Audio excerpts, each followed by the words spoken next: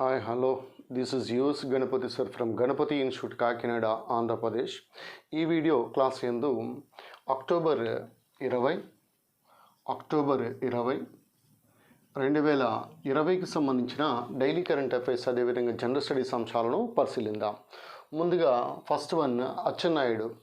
ఈ కింజరపు అచ్చెన్నాయుడు ఇటీవల కాలంలో ఈ టీడీపీ తెలుగుదేశం పార్టీ యొక్క రాష్ట్ర అధ్యక్షుడిగా నియామకం అనేది జరిగింది. అయితే ఈ టీడీపీ తెలుగుదేశం పార్టీని 1982 మార్చ్ 29వ తారీఖున స్వర్గీయ ఎన్టీఆర్ ఈ పార్టీని స్థాపించడం మనకి తెలిసింది. ప్రస్తుతం ఈ పార్టీ యొక్క ప్రెసిడెంట్గా చంద్రబాబు నాయుడు వ్యవహరించడం, జాతీయ అధ్యక్షుడిగా ఈయన వ్యవహరించడం మనకి తెలిసిందే. అయితే ఈ తెలుగుదేశం పార్టీ యొక్క ఎలక్షన్ సింబల్ అనేది సైకిల్ మనకి తెలిసిందే. ఈ సైకిల్ అనేది దేశంలో ఇతర పార్టీలైనటువంటి సమాజ్వాదీ పార్టీ, ఉత్తరప్రదేశ్లో ఉన్నటువంటి సమాజ్వాదీ పార్టీ యొక్క ఎలక్షన్ సింబల్ సైకిల్. అదేవిధంగా Jammu Kashmir national Panthers party, Jammu Kashmir ఈ నేషనల్ ప్యాంథర్స్ పార్టీ అని చెప్పేసి ఒకటి ఉంది, దానికి కూడా సింబల్ సైకిల్. అదేవిధంగా కేరళ కాంగ్రెస్ యొక్క పార్టీ యొక్క సింబల్ కూడా సైకిల్గా గుర్తుపెట్టుకోవచ్చు. ప్రస్తుతము లోక్సభలో ఈ టీడీపీ పార్టీ యొక్క నాయకుడిగా వ్యవహరిస్తూ ఉన్నది రామ్మోహన్ నాయుడు, కింజరపు రామ్మోహన్ నాయుడు. రాజ్యసభలో కనకమేడల రవీంద్ర కుమార్ రాజ్యసభలో టీడీపీ పక్ష నాయకుడిగా వ్యవహరించడాన్ని గమనించాలి. ప్రస్తుతం లోక్సభలో 3 సీట్లు టీడీపీకి ఉన్నాయి, రాజ్యసభలో 1 సీట్ అనేది ఉండటం కూడా మనకి తెలిసిందే. ఇది టీడీపీ పార్టీకి సంబంధించినంత వరకు కొంత ఇన్ఫర్మేషన్. రాష్ట్ర టీడీపీ అధ్యక్షుడిగా కింజరపు అచ్చెన్నాయుడు నియామకం జరగడాన్ని గమనించాలి. Next second one national solidarity day. దీని తెలుగులో జాతీయ సంఘీభావ దినోత్సవం అని పిలుస్తాం. దీన్ని అక్టోబర్ 20వ తారీఖున జరుపుకుంటాం, అక్టోబర్ 20. సో అయితే ఇక్కడ మనకి చైనాతో భారత చైనా మధ్య యుద్ధం 1962 సంవత్సరంలో జరగడాన్ని గమనించాలి. ఈ యుద్ధంలో భారతదేశం ఓడిపోవటం తర్వాత ఈ సైనికులకి సంఘీభావంగా ఈ దినోత్సవాన్ని జరపడాన్ని గమనించాలి. నేషనల్ సాలిడారిటీ డే అని పిలుస్తాం, అక్టోబర్ 20న జరుపుకుంటాం. Next coming to third one, ఈ 15th ఫైనాన్స్ కమిషన్. ఈ 15th ఫైనాన్స్ కమిషన్ మనకి అమలులో అంటే సిఫార్సులన్నీ కూడా అమలు మనకి 2020 నుంచి 2025 వరకు ఈ 15th ఫైనాన్స్ కమిషన్ యొక్క ఈ సిఫార్సులన్నీ కూడా అమల్లో ఉంటాయి. అయితే ఈ 15th ఫైనాన్స్ కమిషన్ ఇటీవల కాలంలో రాష్ట్రాలకు దక్కవలసినటువంటి పన్నుల వాటా అనేది 41%గా పేర్కొనడాన్ని గమనించాలి. కేంద్రం నుంచి రాష్ట్రాలకు వచ్చే ఈ పన్నుల వాటా అనేది 41%గా నిర్ధారించడాన్ని గమనించాలి. 2011 జనాభా లెక్కల్ని పరిగణలోకి తీసుకుని ఈ విధంగా పేర్కొనడాన్ని గమనించాలి. అయితే మనకి ఫైనాన్స్ కమిషన్కి సంబంధించినటువంటి ఆర్టికల్ అనేది ఆర్టికల్ 280 మనకి తెలిసిందే, ఫైనాన్స్ కమిషన్కి సంబంధించినటువంటి ఆర్టికల్. అయితే తొలిసారిగా మనకి ఫైనాన్స్ కమిషన్ 1951లో ఏర్పాటు చేయడం జరిగింది. ఫస్ట్ ఫైనాన్స్ కమిషన్ చైర్మన్గా కేసీ నియోగి వ్యవహరించడాన్ని గమనించాలి. ప్రస్తుతం అయితే NK Singh 15th finance commission చైర్మన్గా వ్యవహరించడాన్ని గమనించాలి.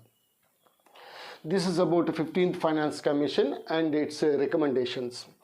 నెక్స్ట్ అనికా చేబ్రోలు. ఈ ఇండియన్ అమెరికన్గా పేర్కొనవచ్చు ఈ బాలికను. గుంటూరు జిల్లాకు చెందినటువంటి అనికా చేబ్రోలు ఇటీవల కాలంలో యంగ్ సైంటిస్ట్ అవార్డుని గెలుపొందటాన్ని గమనించాలి. ముఖ్యంగా ఈ COVID-19కి సంబంధించినంత వరకు, ఈ కరోనా వైరస్కి సంబంధించినంత వరకు ఒక విధానాన్ని డెవలప్ చేసినందుకు గాను ఈ అనికా చేబ్రోలుకు యంగ్ సైంటిస్ట్ అవార్డు 2020 లభించడాన్ని గమనించాలి. She belongs to Guntur district. Indo American బాలిక Anika Chebrolu. Next skill university. మరి ఆంధ్రప్రదేశ్లో స్కిల్ యూనివర్సిటీ అనేది ఎక్కడ ఏర్పాటు చేయబోతున్నారని అడగగా అది తిరుపతిగా గుర్తుపెట్టుకోవచ్చు. స్కిల్ యూనివర్సిటీ తిరుపతిలో ఏర్పాటు చేస్తున్నట్లుగా ఆంధ్రప్రదేశ్ సర్కార్ పేర్కొనడాన్ని గమనించాలి. సో పేపర్లో కూడా రావటం అనేది జరిగింది. సో ఇక్కడ తిరుపతిలో స్కిల్ యూనివర్సిటీని ప్రారంభిస్తూ ఉన్నారు. అయితే మనకి కేంద్ర ఈ skill development minister of skill డెవలప్మెంట్గా మహేంద్రనాథ్ పాండే వ్యవహరించడాన్ని కూడా గమనించాలి. Very very important. Next Ajay Kumar Bhalla. ఈ అజయ్ కుమార్ భల్లా ప్రస్తుతం కేంద్ర హోంశాఖ హోమ్ సెక్రటరీగా వ్యవహరిస్తూ ఉన్నారు. ఈయన యొక్క పదవీ కాలాన్ని మరొక సంవత్సరం పాటు పొడిగించడాన్ని గమనించాలి. ప్రస్తుత హోమ్ సెక్రటరీ అనగానే వెంటనే గుర్తుపెట్టుకోవాల్సింది అజయ్ కుమార్ భల్లాగా గుర్తుపెట్టుకోవచ్చు. Next SLINEX 2020 bilateral naval exercise. ఈ naval exercise, bilateral naval exercise అనేది ఇండియా మరియు శ్రీలంక, ఎస్ఎల్ అనగా శ్రీలంక, ఐఎన్ అనగా ఇండియాగా గుర్తుపెట్టుకోవచ్చు. సో శ్రీలంక ఇండియా మధ్య జరిగే ఈ నేవల్ ఎక్సర్సైజెస్, ఇందులో ఐఎన్ఎస్ అంటే Indian naval ship Kamorta, Indian naval ship Kiltan వంటి స్వదేశీ పరిజ్ఞానంతో డెవలప్ చేసినటువంటి యుద్ధ నౌకలు కూడా పార్టిసిపేట్ చేస్తూ ఉన్నాయి. ఐఎన్ఎస్ కమోర్తా అండ్ ఐఎన్ఎస్ కిల్తాన్గా గుర్తుపెట్టుకోవచ్చు. అయితే when it comes to శ్రీలంకకు సంబంధించినంత వరకు కొంత ప్రాథమికమైనటువంటి సమాచారాన్ని మనం తెలుసుకుందాం. ఇక్కడ శ్రీలంక యొక్క రాజధాని జయవర్ధనపురకుటే, లెజిస్లేటివ్ క్యాపిటల్గా చెప్తాం. అయితే జ్యుడిషియల్ మరియు ఎగ్జిక్యూటివ్ క్యాపిటల్ అయితే కొలంబోగా మనం చెప్పుకోవచ్చు. శ్రీలంకనే మనం దీన్ని టీర్ డ్రాప్ ఆఫ్ ఇండియా అని పిలుస్తాం. టీర్ డ్రాప్ అంటే ఒక కన్నీటి చుక్క మాదిరిగా ఉంటుంది కాబట్టి టీర్ డ్రాప్ ఆఫ్ ఇండియా అని పిలుస్తాం. అదేవిధంగా ఈ పెరల్ ఆఫ్ ది ఇండియన్ ఓషన్గా కూడా పిలవచ్చు. పెరల్ ఆఫ్ ది ఇండియన్ ఓషన్గా కూడా పిలవచ్చు శ్రీలంక దేశాన్ని. దీని పూర్వనామం సిలోన్ అని పిలిచేవాళ్ళం. అదేవిధంగా ప్రస్తుతం శ్రీలంక యొక్క అధ్యక్షుడు గోటబయ రాజపక్ష, ప్రధానమంత్రి మనకు తెలిసింది ప్రైమ్ మినిస్టర్, ప్రెసిడెంట్ అయితే గోటబయ రాజపక్స, అదే ప్రైమ్ మినిస్టర్ అయితే మహేంద్ర రాజపక్స. ఇద్దరు అన్నదమ్ములు ఈ దేశాన్ని ఏలుతా ఉన్నారు. అయితే ప్రపంచంలోనే తొలి మహిళా ప్రధానిగా సిరిమావో బండారనాయకే వ్యవహరించడాన్ని గుర్తుపెట్టుకోవాలి. అలాగే శ్రీలంక యొక్క శ్రీలంక గాంధీగా పిలువబడేది ఏటి అరియరత్నేని మనం పిలవచ్చు. అలాగే శ్రీలంక అనేది ఈ దాల్చిన చెక్క, సెన్నామోన్ అని పిలుస్తాం. ఈ దాల్చిన చెక్క ఏదైతే ఉందో, ఈ దాల్చిన చెక్క ఎగుమతిలో, అదేవిధంగా దాల్చిన చెక్క ఉత్పత్తిలో కూడా ప్రథమ స్థానంలో నిలిచినటువంటి దేశము శ్రీలంకగా మనం గుర్తుపెట్టుకోవచ్చు. దాల్చిన చెక్క అనేది ఇట్ ఈజ్ ఏ బార్క్, ఒక బెరడు.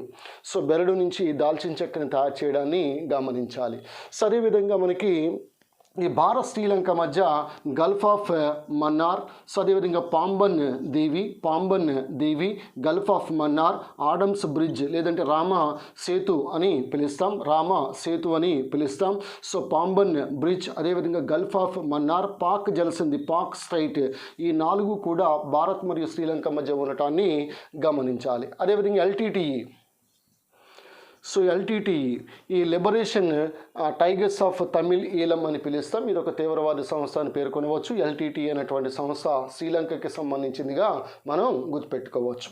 సో అదేవిధంగా మనకి ఈ శ్రీలంక యొక్క జాతీయ క్రీడగా పరిగణించేది వాలీబాల్గా మనం గుర్తుపెట్టుకోవచ్చు. వాలీబాల్ అనేది జాతీయ క్రీడగా గుర్తుపెట్టుకోవచ్చు. అలాగే శ్రీలంకలో ఉన్నటువంటి ఒక పోర్ట్ హంబన్టోటా వాటరే ఉంది.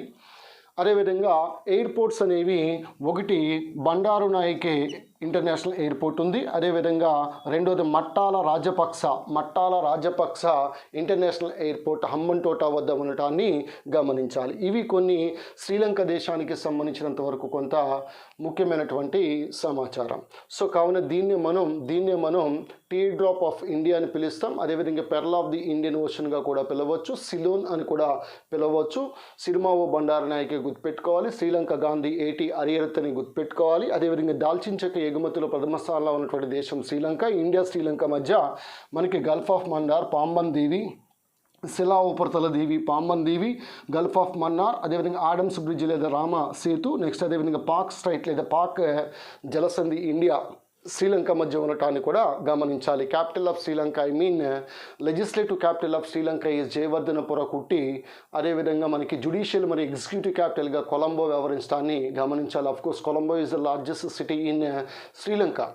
సో అదేవిధంగా అధ్యక్షుడు గోటబయ రాజపక్స, నెక్స్ట్ ప్రధానమంత్రి మహేంద్ర రాజపక్స, ఇద్దరు వ్యక్తుల్ని మనం గుర్తుపెట్టుకోవాలి. ఇది అక్టోబర్ 20, 2020కి సంబంధించినటువంటి డైలీ కరెంట్ అఫైర్స్, అదేవిధంగా జనరల్ స్టడీస్ అంశాలు. సో ఈ అంశాలన్నీ కూడా మనకి ఏ రోజు పేపర్లో అయితే ఆ రోజు పేపర్కి సంబంధించినటువంటి అంశాలు మనకి ఇటు బోత్ ఇంగ్లీష్ పేపర్స్ అదేవిధంగా తెలుగు పేపర్స్ ఉన్నటువంటి సమాచారాన్ని సేకరించి మీకు ప్రతిరోజు అందించడం అనేది జరుగుతుంది. రెగ్యులర్గా ఫాలో అవ్వండి, రెగ్యులర్గా నోట్స్ అనేది రాసుకోండి. So you will get huge knowledge.